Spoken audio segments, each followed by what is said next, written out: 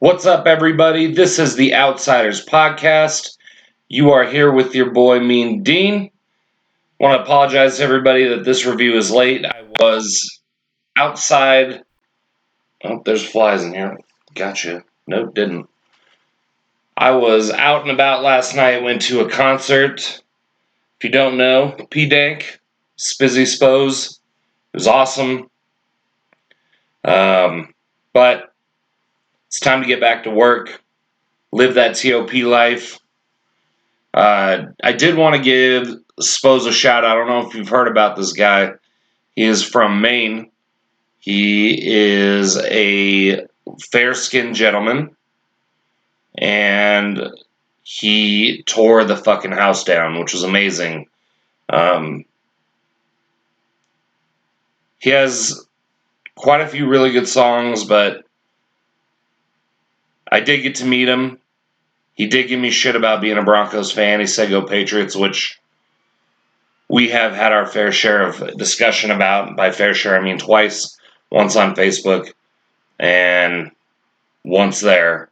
And by discussion, I mean non-existent because it was just a quick Patriots thing. But he was awesome. He was really cool. So I want to give a shout out to Spose from the TOP. Good luck on the rest of your tour. And give us a like, share, subscribe, whatever. That'd be really cool. So this is from yesterday's or last night's Smackdown, depending on what time zone you're in. It was a fairly bland show. As you could tell by my excitement, super excited about the whole thing.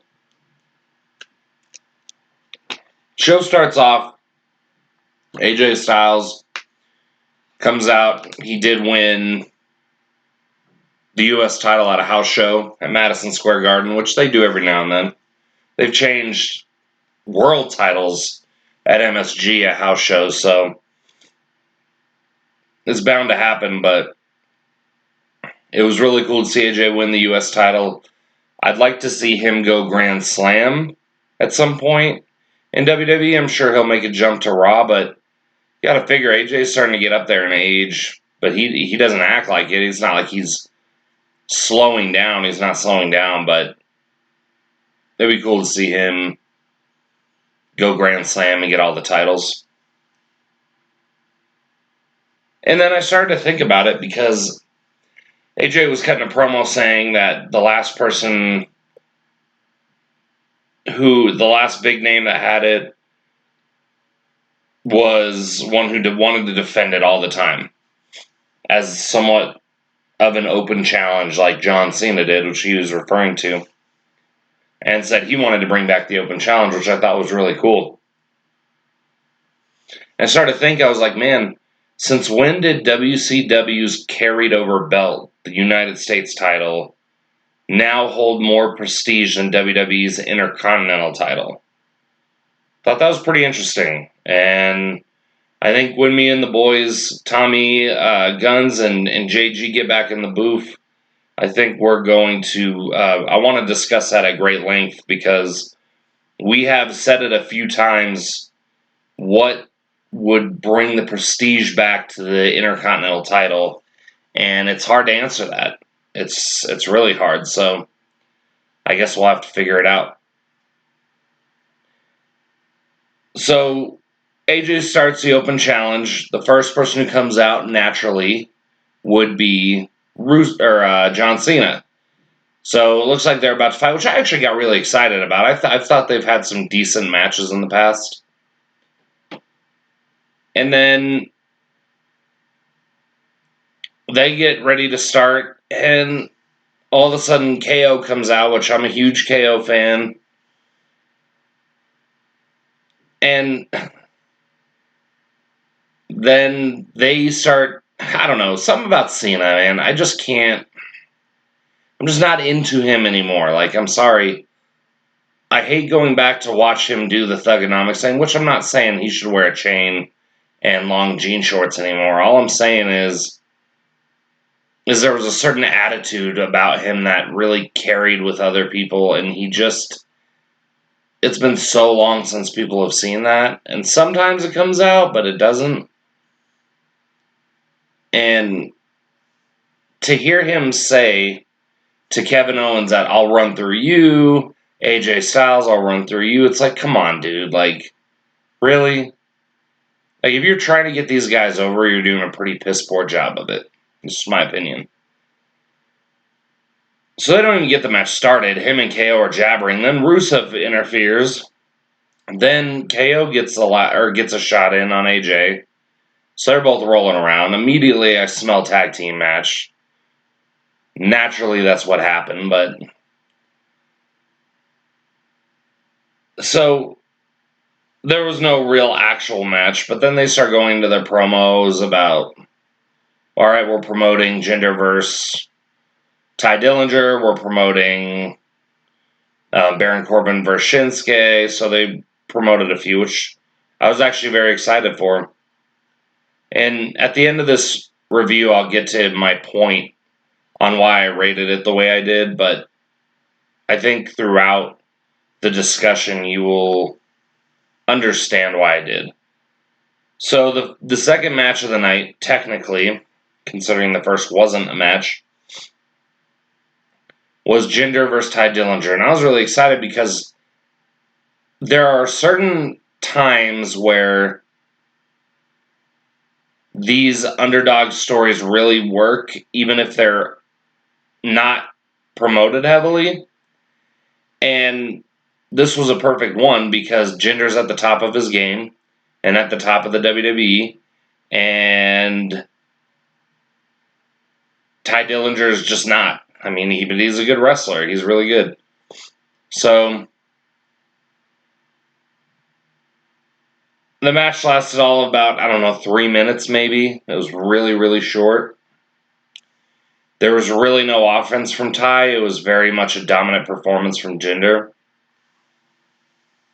So let me say this, and Mr. JG will appreciate this probably more than anybody. There was an episode on YouTube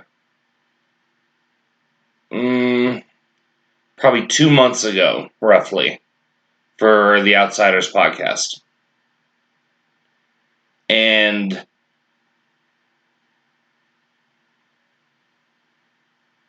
JG did nothing but promote Jinder Mahal, and it was starting to piss me off because I felt like out of all of us, out of the TOP family, we all understand the reasonings why we're feeling the way we feel, why we go for the guys we go for, and he just wasn't hearing my opinions on Jinder. So I ended up walking out of the show. I recommend you go check it out. And I sit before you today, eating crow, to tell you that Jinder Mahal is one of the better heels currently in the WWE. And he's getting better every day. Every time I see Jinder, there's something new that's positive about him. Shit. I'm getting hyped up. I'm hitting my table. There's something new about Jinder that I can't put my finger on it. Like, he did his match, which wasn't terrible. I mean, I rated that match a 4. I know it's not very high, but it was a 3-minute match. It's not Goldberg here. It's a 3-minute match that Jinder was supposed to dominate. So there was nothing surprising. There was nothing new. It was just a match that expected to go and be and end the way that it was. So I gave it a 4. I already knew it was going to happen. It's not exciting to me. At the same time, Jinder was crisp. He really wasn't that bad. And his promo afterwards was really good. It was really good. And Mr. JG, I see what you see now. So congratulations. I guess you win this one. One thing I want to say. Can't believe I'm going to say this. We will get into our predictions about Battleground in a couple weeks here, but I do want to go out on a limb. And we always have those, when the football season starts, we always have the crazy predictions of the season or whatever. My crazy prediction for the rest of the year is that Jinder Mahal will be WWE champion at the close of the year. Let that sink in for a minute. That's what I said. Jinder Mahal, champion for the rest of the year. Nobody's going to beat him. And the one person that's going to beat him in 2018, Sami motherfucking Zayn. That's who's going to beat him. The third match, Xavier Woods versus Jey Uso. Again, a very, very, very short match. Not very exciting. I'm over this whole storyline. I mean, for real. I'm super over it. Again, though, I'm not trying to promote all of our old shows, but you need to go back and listen to some of this stuff because we had talked, and some of my big names that I want to start winning championships, one of them is Xavier Woods. And it's because I know what he can do as Consequences Creed in TNA. And he is an amazing athlete, and he's exciting to watch in the ring, and he just doesn't get that recognition in WWE. I'm glad that they're giving him more, but like, how is he satisfied? He's in one match every few months. I mean, I guess he's getting paid to be in one match every few months and to go out there and make an ass out of himself. So, I mean, I guess I'm the asshole now, but a couple decent moves, but there for the most part, there's interference between both teams. Finally, fucking the ref kicked him out, and it lasted all about 45 seconds after that. But that was the most exciting part of the match. So I rated it a 5. I thought it was slightly better in that 45 seconds, but man, it was another short match. So I don't know. I mean, it was what it was. Shane came in, started throwing around women's title matches. I really like that new WWE women's title, the glowing one. I think that's pretty dope. I was really big into the ones that Cena changed for the U.S. title with the spinner U.S. title. Not so much the WWE title, but definitely the U.S. title. Everybody comes in and usually makes a pretty good belt. The Rock made a pretty terrible belt at one point, but for the most part, they haven't been bad, and I think this one's pretty cool that Naomi has. So, but man, Shane's just handing out women's matches. Here's number one contendership. Here's number one contendership. You know, and then that was it. What I think is really funny is that Charlotte keeps saying things that the fans are thinking, which is really funny. She's like, but just in a terrible way. Like, everybody keeps saying, if you say Lana, like this, like why would you even say Lana? She doesn't even deserve it. Like, we know, Charlotte. Thank you for bringing that up. We know. We appreciate it. Match 4. I know I'm blowing through this, but honestly, this is about as fast as the show went. Match 4.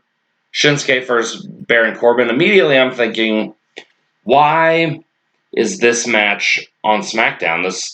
Clearly, they're heading towards a rivalry, a heated one, and you're doing it for free on TV. It should be pay-per-view. It should be Battleground or something.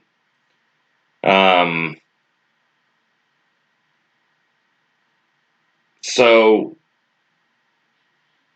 they both come out.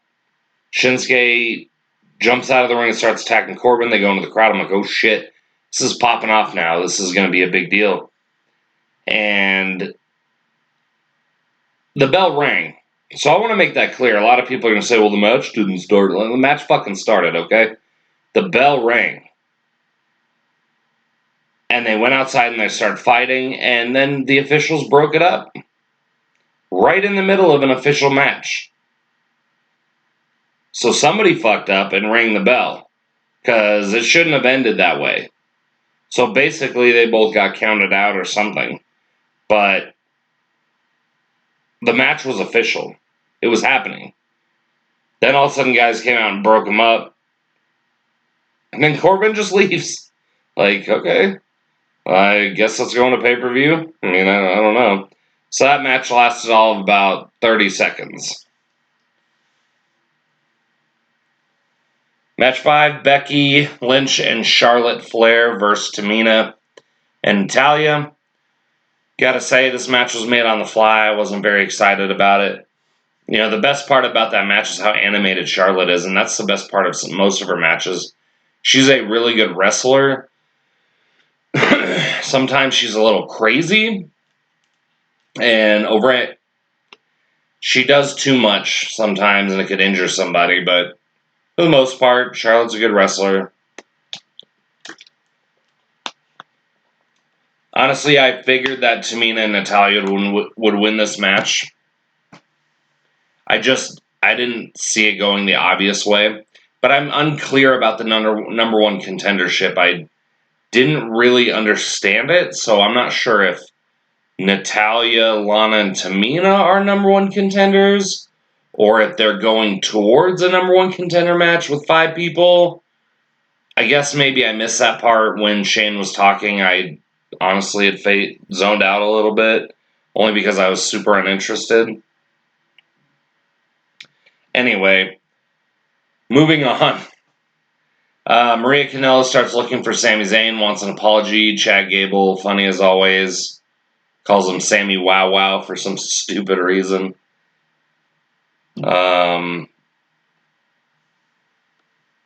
Sammy shows up after the commercial and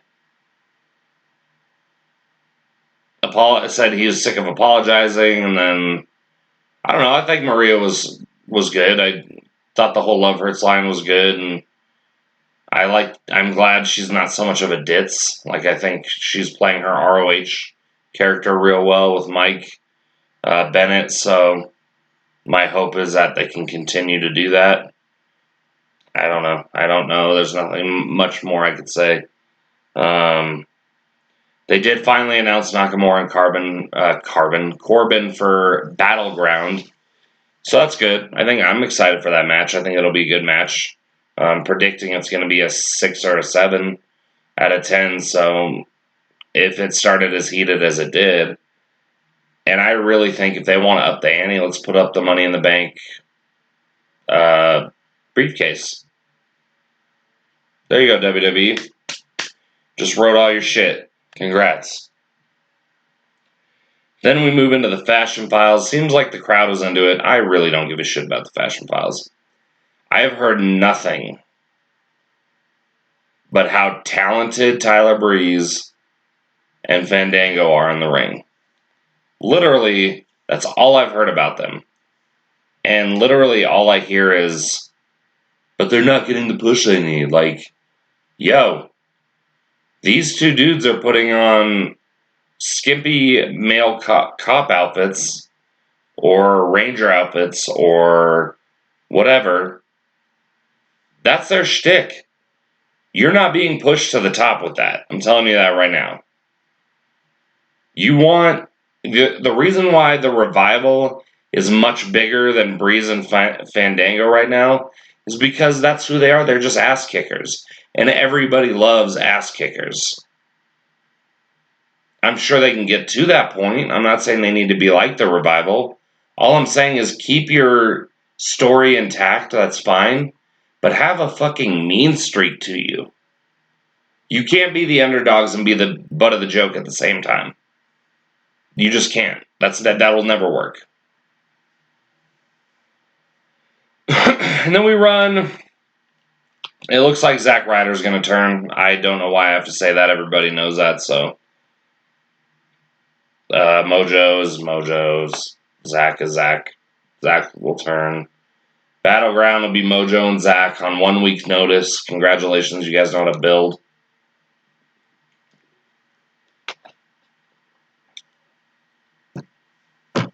Last match, KO and Rusev versus Cena and AJ. It was about as good as I thought it would be, more or less. Probably less. I rated it a 5 out of 10. It could have been better. It could have brought the house down. Here's the problem. Every match on this card on the card for Smackdown last night was about it. None of them went over like 4 minutes. This one did. This one was like about 6 or 7 minutes probably, without commercial. And that just sucks because you have it's great you have a 2-hour show, but the problem with the 2-hour shows don't fit the same amount of content in that Raw has on a 2-hour show when they have a 3-hour show. SmackDown, I will tell you right now, based on my notes, SmackDown always has more matches than Raw, which is great, but my problem is that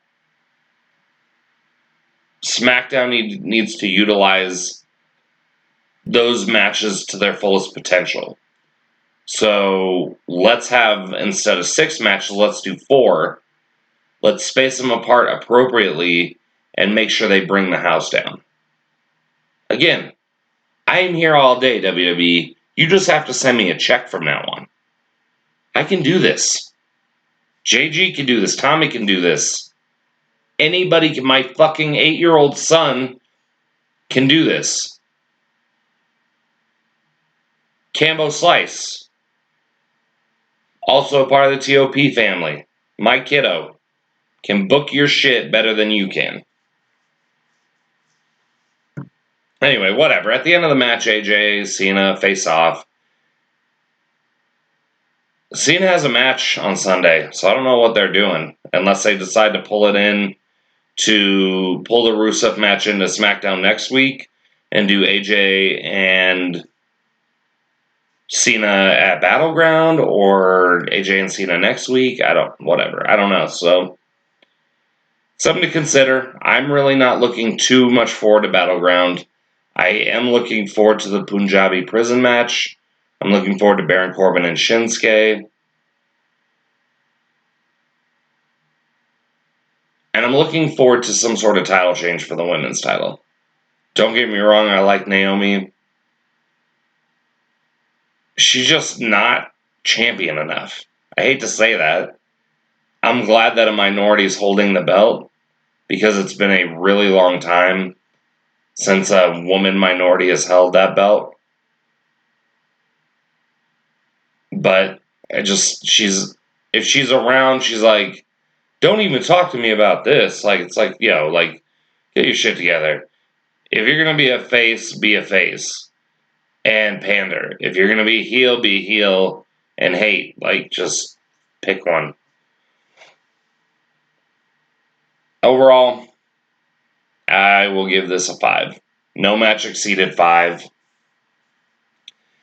There's too much content pushed in it. All the outside shit outside of the matches weren't very good. The matches weren't very good, but it still progressed in the storyline, if that makes sense. What SmackDown is trying to accomplish. Well, it's probably one of the shortest reviews I've ever done. So, just a reminder before I let you guys go. The Outsiders Podcast is at ClickPod. It's at ClickPod on Twitter. The Outsiders Podcast on Facebook. We are also clickpod.podomatic.com. We are on Spreaker. We are on Podbean. We are on Patreon. We are on iTunes. We are on YouTube. Go give us a like, share, subscribe, follow, high five, whatever. If you can do it, do it. Because before you know it, your boys are going to be number 1 up in this motherfucker. TOP for motherfucking life. For me, Dean, JG, Tommy, we done.